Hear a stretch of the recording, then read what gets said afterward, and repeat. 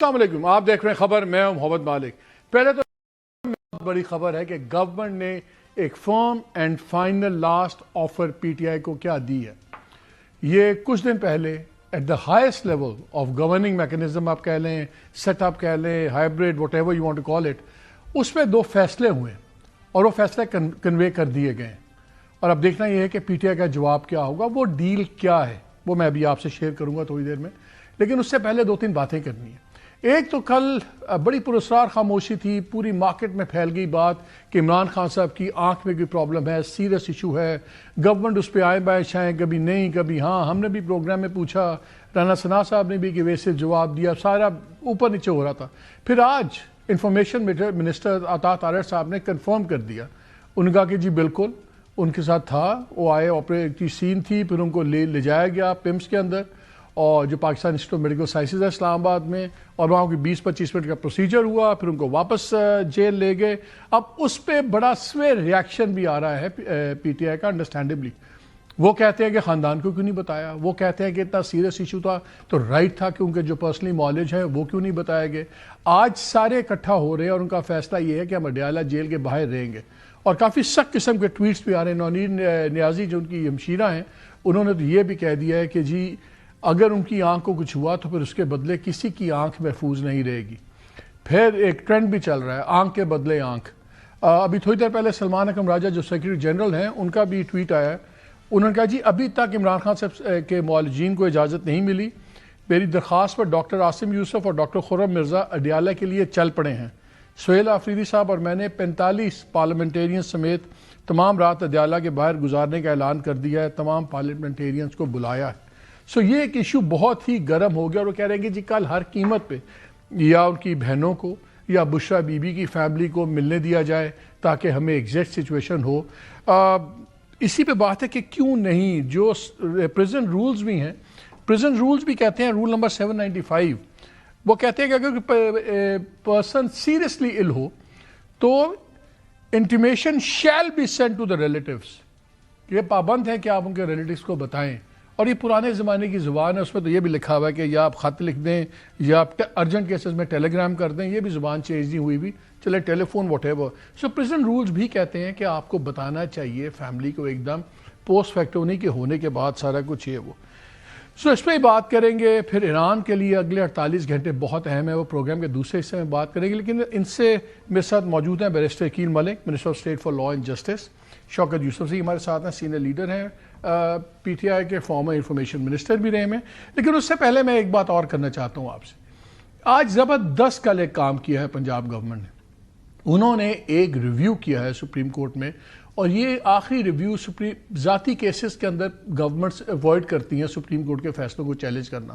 آخری پنجاب گورنمنٹ نے 2015 میں کیا تھا ایک کیس میں، جب سپریم کورٹ کے ایک بینچ نے یہ کہا تھا کہ ڈی این اے والی جو ایویڈنس ہے وہ ایڈمیسیبل نہیں ہے، وہ نہیں لیگلی بائنڈنگ ہے، اس کو چیلنج کیا تھا۔ آپ کو یاد ہوگا دسمبر کے اندر بڑا شور مچا تھا، ایک حسن خان آدمی تھا، اس کو زنا بالجبر کے کیس میں 20 سال قید ہوئی، لوور کورٹ نے سزا دی، ہائی کورٹ سے اپیل ریجیکٹ ہو گئی، اور پھر سپریم کورٹ کی اس اپیل لگی۔ اس میں 3 ممبر بینچ تھا، جس میں 2-1 کی ریشو سے ایک جج صاحب کا ڈسینٹنگ ووٹ تھا، 2 کے جو فیصلے تھے اس کے مطابق انہوں نے اس کا خود ہی کیس کنورٹ کر کے اس کو زنا بالرضا بنا دیا اور کہہ دیا کہ ایکسٹرا میریٹل افیئر ہے۔ یہ بڑا ہی ٹریجک کیس تھا۔ یہ ایک یتیم بچی تھی جو اپنے بھائی کے اوپر رہ رہی تھی، ان کے ساتھ رہ رہی تھی، ان کے رحم و کرم پہ تھی، اور وہ کھیتوں میں گئی اور وہ ریپ ہو گئی، اور جج صاحب نے اس بیس پہ ان کو سزا سنا دی کہ جی اتنے مہینے بعد، اور پھر وہ حاملہ ہو گئی۔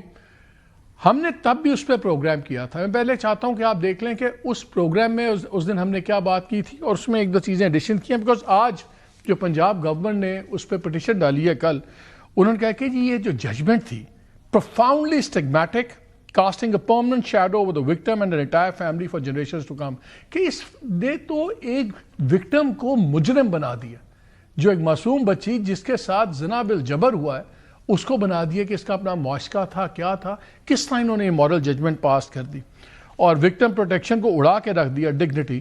اور پھر یہ بھی انہوں نے کہا کہ باقی چھوڑیں، یہ تک اس کورٹ نے فیصلہ نہیں کیا کہ وہ بچہ جو ڈی این اے سے ثابت ہو گیا اس آدمی کا بچہ تھا جس نے ریپ کیا ہے بقول ججز کے، وہ تو ایک ایکسٹرا میرٹل افیئر تھا، تو وہ بچے کا بھی کوئی انہوں نے بتایا کہ اس کا لیگل سٹیٹس کیا ہے، اس کا کیا سوسائٹل سٹیٹس کیا ہے، سب کچھ ہے، وہ بھی نہیں کیا ہوا. اور انہوں نے کہا کہ جی اگر آپ سے فیصلے نہیں ہو رہے تو بھائی پھر آپ فل بینچ بنا دیں. لیکن سن لیں کہ تب ہم نے اس پروگرام میں کیا کہا تھا.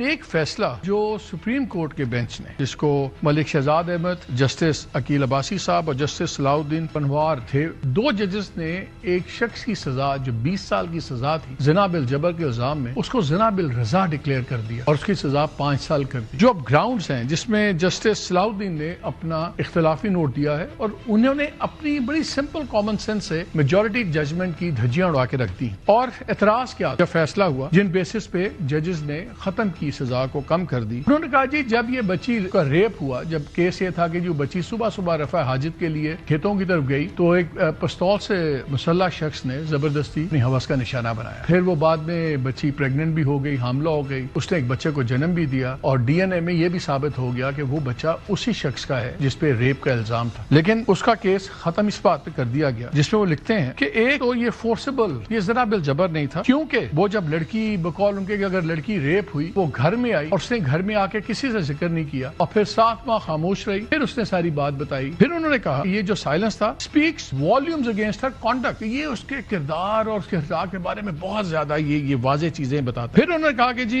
یہ بھی کہا کہ اس کے اوپر کوئی اس نے ریزسٹنس آفر نہیں کی تھی اور بات کہ جب میڈیکل ٹیم نے چیک کیا 7 ماہ بعد تو کوئی ایسے نشانات بھی نہیں ملے ان زخموں کے جو ٹھیک ہو گئے ہوں. یعنی کہ اگر ایک بچی کو ایک گن پوائنٹ پہ بندہ ریپ کر رہا ہے ضروری ہے کہ وہ ریزسٹ بھی کرے، اپنے آپ کو چوٹیں بھی لگوائے، تبھی کورٹس جو ہیں اس کو سیریسلی ایک وکٹم مانیں گی. پھر اس نے کہا کہ جی court further noted no resistance was offered by the complainant at the time of occurrence, کہ اس نے ریزسٹ نہیں کیا. سپریم کورٹ کا وزڈم ہے، انہوں نے کہا نہیں ریزسٹ کرنا ضروری تھا. پھر ان کا جو کپڑے تھے، کپڑے بھی پھٹے ہوئے نہیں تھے، انہوں نے بتایا نہیں، دکھائے نہیں پولیس کو تاکہ یہ تو ہم دیکھ لیتے کہ کپڑے پھٹے ہوئے تھے کہ نہیں پھٹے ہوئے تھے. یہ کوئی فلمی ریپ نہیں تھا کہ جس کے اندر وہ بندوق نکالتا ہے، اس نے چیخنا بھی ہے، لڑنا بھی ہے، مار بھی کھانی ہے، کپڑے بھی پھٹیں گے تبھی وہ سین پورا ہوگا. This was a real life rape in a rural area. اور ایک بچی، اور یہ یتیم بچی تھی جو ایڈیشنل نوٹ پہ بھی سامنے آیا، کرائم اس وقت بولا بچے کی شکل میں. لیکن انہوں نے کہا نہیں اس نے ریزسٹنس نہیں کی. اور پھر یہ بھی ایک کامنٹ آیا کورٹ کے اندر کہ اس بندے کو کیسے پتا تھا کہ وہ اس ٹائم پہ وہاں ہوگی. اگر کسی کا روٹین ہوگا روزانہ کھیتوں میں جانا اور کسی نے نیت رکھی ہوگی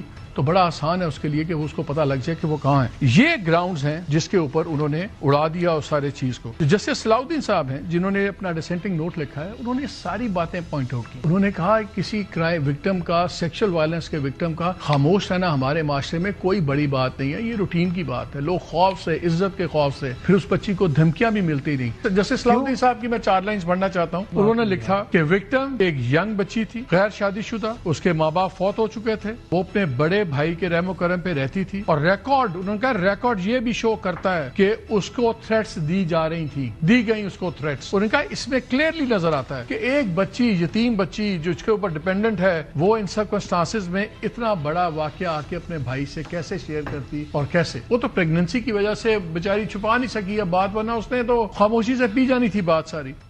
اور 2011 کا بڑا فیمس کیس ہے مختارہ مائی کیس کا، اس میں سپریم کورٹ نے یہ لکھا ہوا ہے کہ ڈیلے ایشو نہیں ہوتا بیکاز ہماری سوسائٹی میں اس کا اسٹگما ہے، ٹراما ہے، اس لیے ڈیلے کی نہیں ہے.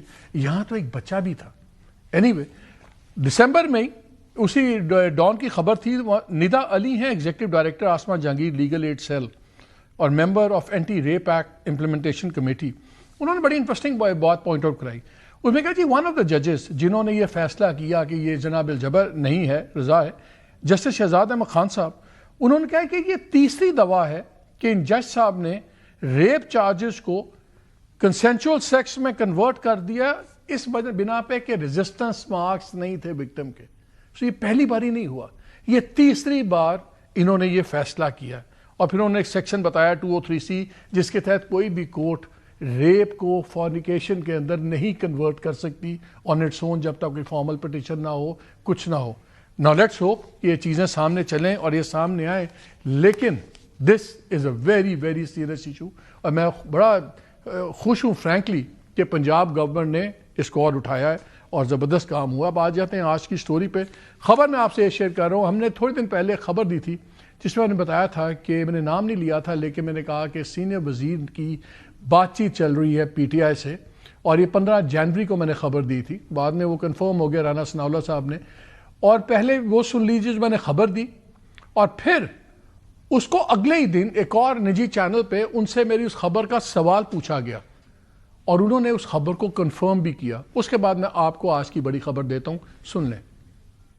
میں خبر سے ہی شروع کرتا ہوں. ایک بڑی انٹرسٹنگ خبر ہے میرے پاس, اور وہ ہے آج سے کچھ عرصہ پہلے گورنمنٹ کے ایک بہت سینئر وزیر جو بڑے ماڈریٹ اور سمجھدار سمجھے جاتے ہیں, انہوں نے پی ٹی آئی کے 2-3 سینئر لوگوں سے ملاقات کی اور ان کو مشورہ دیا کہ آپ بات چیت کریں, اور یہ بھی کہا کہ اگر ہم بات چیت کرنے بیٹھے ہیں تو اپنی تعینی بیٹھے, آبویسلی ہمیں اجازت ہے, ہمارے پاس اختیار ہے, اور کوشش ہم یہ کرتے ہیں کہ ہم نظام کی بات کریں, ہم الیکشن کے قواعد طے کر لیں, ہم تمام رولز آف انگیجمنٹ اور آگے آئندہ الیکشن کی چیزیں طے کر لیں, اور پھر جب وہ کر لیں تو ہم الیکشن کی ڈیٹ پہ بھی بات کر سکتے ہیں, اور اس بات پہ بھی بات ہو سکتی ہے کہ یہ وقت سے پہلے کب ہو سکتے ہیں. یہ ایک بہت بڑی آفر. وہ پیغام جب یہاں پہ شیئر ہوا اس سائٹ پہ تو پھر میری طاق کے مطابق علیمہ بی بی نے بھی اور اچکزئی صاحب نے, محمود خان اچکزئی صاحب نے بھی اس کو ایبسولوٹلی ریجیکٹ کر دیا. ان کا کوئی بات نہیں اس بات پہ ہوگی. اب یہ بہت بڑی ڈیولپمنٹ.